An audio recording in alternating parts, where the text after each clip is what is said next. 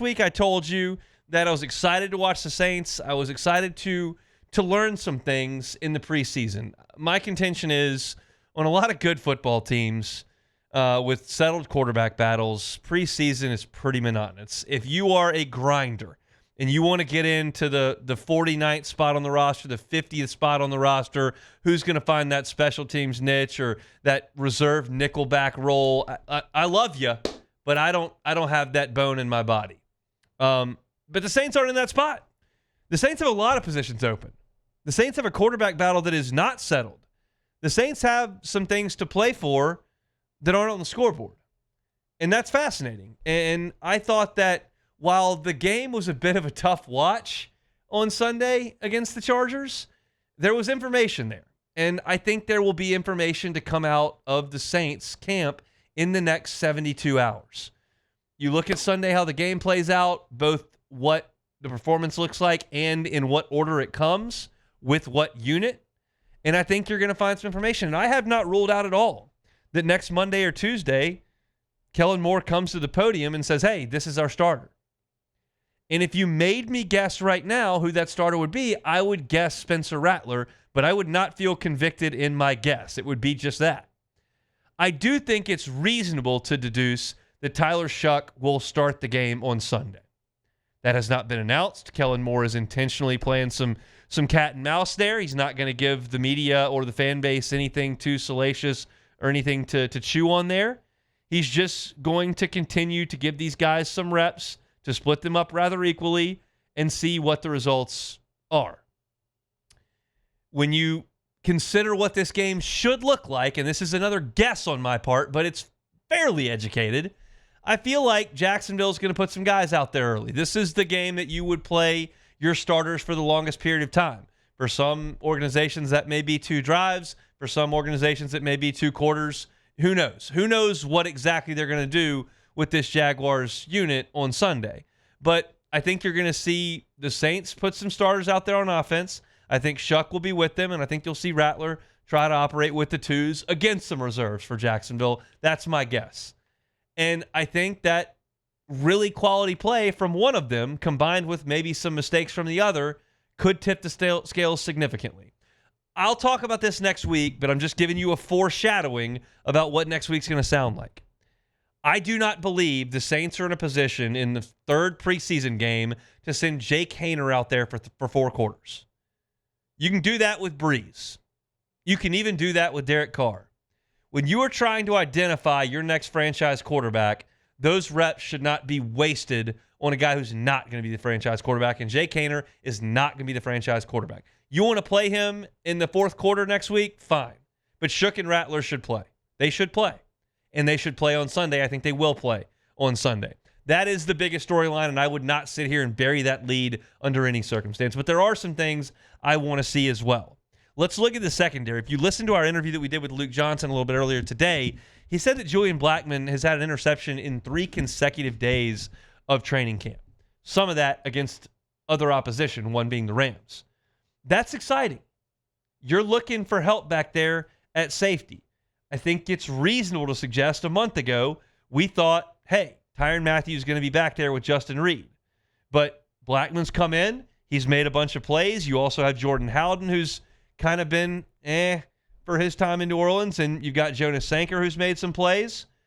But I'm excited about Blackmon, who potentially could be a difference maker on this team, and I'm going to be watching him.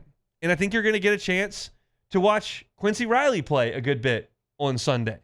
Alontae Taylor's dealing with that groin injury. He may not be. It's unlikely he's available for Sunday. So to me, there are some young guys that are going to be running around in that secondary that I would absolutely like to see play.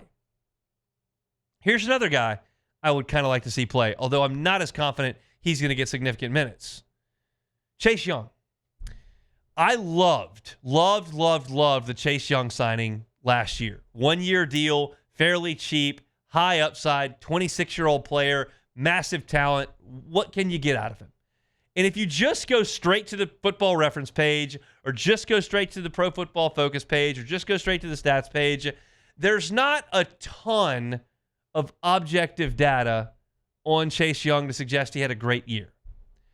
But if you watch the tape and you go a little bit deeper into the advanced statistics, you realize that he won a lot in the pass rush.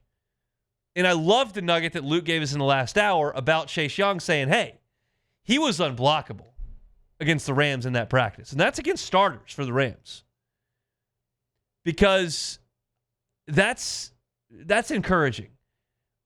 Always, I'm telling you, who could be on the next great Saints team? Chase Young could be on the next great Saints team. And I'd like to see some more of that domination in this setting. Again, for him, it's not nearly as big a deal as it is for the quarterbacks. While he's comparable in age to Tyler Shough, their skins on the wall at the NFL level, a lot different. Chase Young's been at this a minute. He was in the 2020 draft. So I'm less than I need to see Chase Young dominate a preseason game. I'm just excited about the potential with him.